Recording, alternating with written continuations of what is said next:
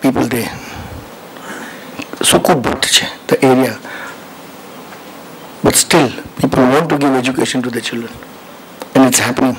Then we have it at Tarapur and at Matar. So we've got 5 schools, and each school, by next year, we want to have at least 15 Balgars, so that can, create children till the senior KG, and then they go to the first.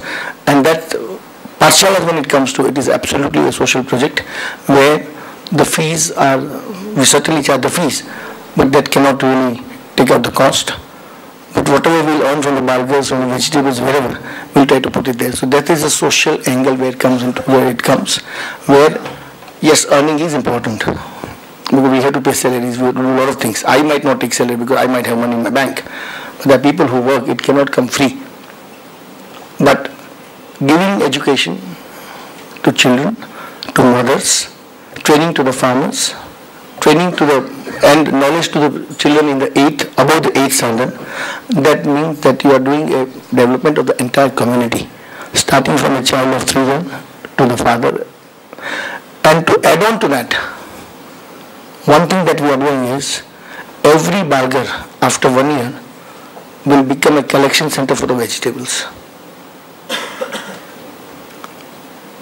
And the idea is that, when Kherut jare shak ugade, in the evening, when they pluck it in the evening, they go Gamna Padre at the village door, gate. They make a theli of 20 kgs. Normally those thelis can take 19 to 21 kgs. They sit outside.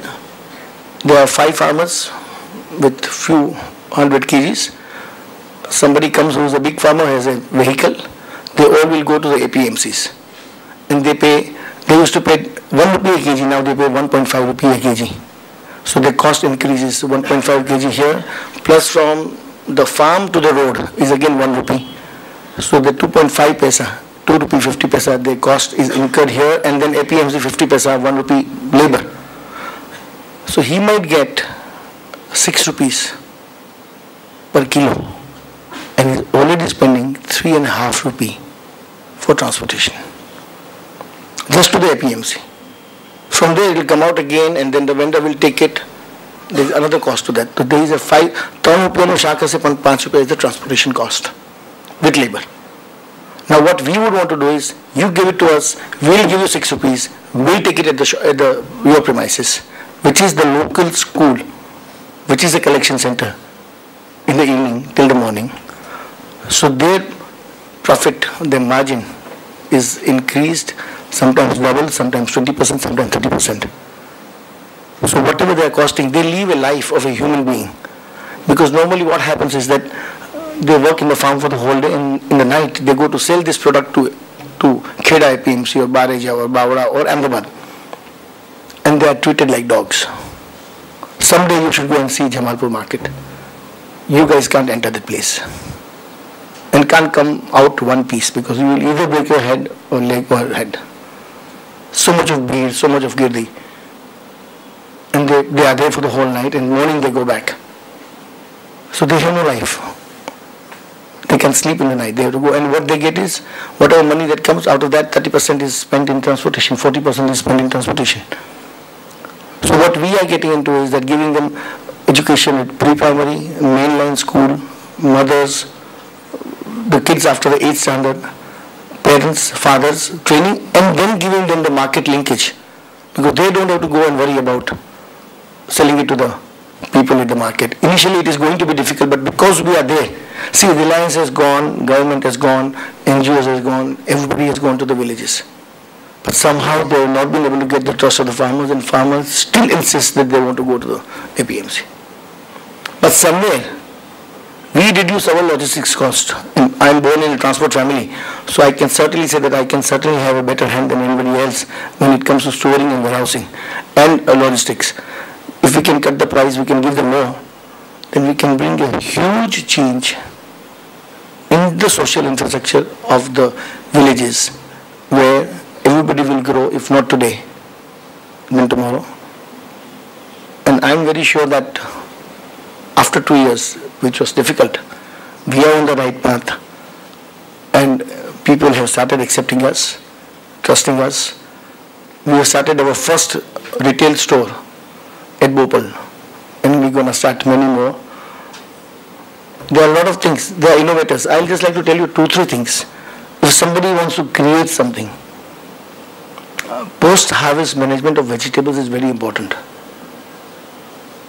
And I was just talking to Ismat Ben and Chirag Bhai and all, that when the vegetables are plucked, you need to put them in cold, chilled water. And if you do that, if you dip that, the life of the vegetables is enhanced double. If the shelf life of bhinda is 3 days, here it becomes at least 5 days. I have been talking to many people to create, because electricity is certainly a problem in our state. They do get electricity, but sometime in the night, sometime in the day, and it's for 8 hours. If we can create some chillers with the solar energy, we can make them in lakhs, and it can be sold in lakhs, which would really help the life of the vegetables to go up and the prices to come down, and even poor people will be able to afford good quality of vegetables. Which again, today let me tell you one thing. In Ahmedabad, the vegetables are certainly cheaper than the villages. There is a difference of 20% of vegetables. And to, give you the fact, I'll give you one last example. Last year we started selling branded mangoes. We used to get mangoes from different parts of the country and ripen them with natural this thing, without any chemicals added or anything. And it was a huge success. That was the first time the branded mangoes came in. But it was certainly difficult to sell 350, 400 cartons a day, because we used to sell it to the vegetable vendors. And they used to negotiate very hard. The same cartons, same price, we used to take it to Dholka, where our farm is, and our truck used to wait there. In 3 hours, we used to sell 150 cartons without any advertising, without anything. People used to come and buy it from there. So the difference is that Kiana Lokama Bukche, they really want to try out something, they have money, they are craving for something else. And the potentiality is very high. So all the new entrepreneurs, I would say, that for your betterment, and automatically it will become more of a social entrepreneurship for you. Rural market is available to you in abundance. How much ever you can do that, it is all yours. Take it. And you will be doing good to the society, because ultimately there are people who have not got anything in so many years. And once they will get it, you will be blessed. I would like to listen to Ismat Ben now. Thank you so very much for listening to me, and I hope that I have been able to convince you. If any questions, if anybody wants to ask anything, I can certainly. Thank you.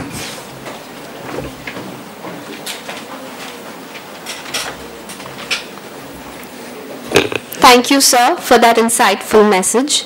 Now, I request Ms. Ismat Khambata to please come over and deliver her speech.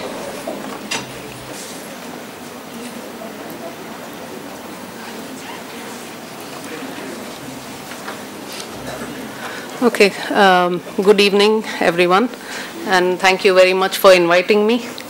After this very sort of inspiring talk that Hiten Bhai has given us, mine is going to be a rather simple story. In fact, it's rather, as I said to Havovi when she invited me, I'm not really an entrepreneur in the classic sense. It's more by accident that I've become an entrepreneur. So I'll just sort of run you through my story, and then hopefully in the questions and answers I'll let you analyze whether we've done the right thing or not, or throw as many questions as you want. Okay, so just a minute, can you just help me? I need to get back to the PowerPoint. No, not the full screen. The normal. Okay, this is good.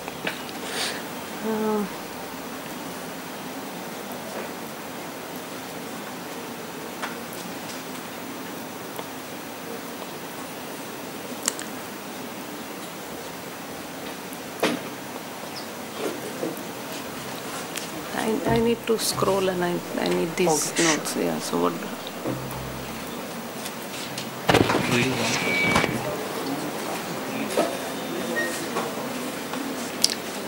Okay, sorry, architects are rather visual people, so I had to have something on the screen. But anyway, so to get started, we started we were a group of architects working in a regular architectural practice. This was already an established firm that we were working in and working on architectural projects. And the reason we got into thinking about making furniture was that this was the early 1990s, and there was nothing really available in terms of ready-made furniture that we could use on projects. There were companies like Godrej or Bloplast which were largely making office furniture, and the general practice was that for every project furniture was made on site. Now what happens in such a situation is that the furniture is never really high quality because you don't have the time. And in the early 90s, generally projects were getting more complex, timelines were getting shorter, nobody had the time to really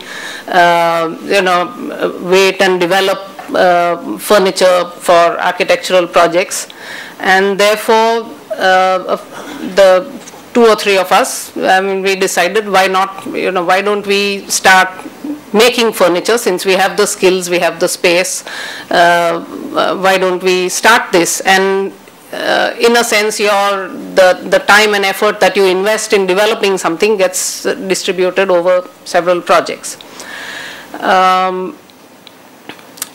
So to put it very simply, all we really wanted to do was produce well-designed and well-made furniture for the Indian market. This was our goal, nothing loftier than that. What did really designing for the Indian market mean? One thing it certainly meant was durability. We wanted to produce furniture that was durable, because the Indian consumer was not really at that stage where they would buy and discard furniture every few years. They would use it for a long time, or then hand it down to their children, or they'd hand it over to somebody else, but it was not something that was to be discarded. So and somehow sturdy and durable is something that has now become associated with furniture made by TDW. Designing for the Indian market also meant delivering value for money. So this had to be furniture that was sort of cost effective. It could not be only meant for, it couldn't be priced over the top so that it was only affordable to the very few. It was something that we wanted to make available to the general consumer. Also, having dealt with various types of architectural projects, various scales of projects, we knew that it was important that furniture should be, we should be able to dismantle furniture, and that it should be such that it can be assembled on site within an optimum time. As soon as I say dismantled, people imagine IKEA, but no, this is not IKEA. We were not trying to rely on the user's skills to assemble the furniture. We were dismantling it mainly for logistics, ease of transport, and then we'd send somebody who's at least technically capable to assemble it. That was the idea. So in 1996, we started with a small collection of about 5 designs, and we thought we'd hold a small exhibition, and we invited people to come and give us their comments. Overall, the feedback that we got from everyone was positive, and that kind of gave us the encouragement to go ahead with our endeavor. Another thing that we were clear about was also that we would like to work with solid timber. Now, everybody agrees that there's nothing that can match wood in terms of the general warmth, workability, and beauty of the material. But the popular belief is that, oh well, forests are endangered, we shouldn't really be using wood. But if you really get into the depth of it, wood, when it is used judiciously and if, from a managed source, it is really the one resource that can be renewed and, renewed almost endlessly. So this was something that we clearly felt that yes, we want to work with solid timber, even though it has its limitations in terms of even managing production and the time it takes to make a finished product. All of those were there, but this was something that we wanted to do. Now, much of the wooden furniture that we see, the handmade wooden furniture that we see in India, suffers from a lack of accuracy and consistency and generally poor quality. We let go of a lot of things saying that, oh well, this is handmade, this is handcrafted, and we accept a lot of inaccuracies. So what we also aspired to do was make really high quality, precision furniture without compromising on wood joinery and using hand skills where they were appropriate, using machinery where appropriate. That was the idea. So generally, the method of what we've developed is a sort of rational method of production, which makes the best use of the skills that we have here locally. A lot of our carpenters come from Gujarat, Rajasthan, UP. So they do still have the hand skills. They are trained on the job to use machines, and we try and optimize both. What is also difficult about solid timber is that wood remains as a living material. It continues to move based on weather conditions, irrespective of how much you season it or how much you dry the timber. Finally, you have to allow for that kind of movement, that it has to be detailed to be used in that way. And that is now a sort of expertise that we've developed over the years. Okay, so getting back to the story, that the first large order that we had was for the Chennai Container Terminal, the Port Trust Authority in Chennai. So this was our first, until now we were doing small orders. Our showroom was on the 7th floor of a building, not visible at all. Our workshop was in the basement, and we were just trying to do both things, run an architectural practice and do furniture at the same time. With the container terminal order, it sort of propelled us to get out of the basement and start thinking of this seriously as a larger enterprise. At that point, we had a total strength of about 10 people in the company, including our team of 5 or 6 carpenters. That was it. Now, with this project, we had to start seriously thinking about, we needed more space, we needed more manpower. We had to start thinking about how we organize production. How would we organize logistics? All of that had to be systematized and thought through. So we hired a temporary space and moved out of our basement. Now what you see over here is that first lot of, also in the case of Chennai, solid wood made sense because it's a seaside place, and were, I think, interested in our furniture because we could offer them solid wood, stainless steel, all those things for this kind of corrosive sea air and humid environment. These are more images from the same project. Now, by 2001, the workshop needed more space again. So we moved moved to a rented premises in Thaltej. Also, I personally moved full time into the company instead of doing architecture. So since 2001 is when I have been the managing director of the company. These are images from our first workshop. And in terms of challenges, one of the things was that getting our workforce, which is, getting them to think in terms of systems, think about workshop safety,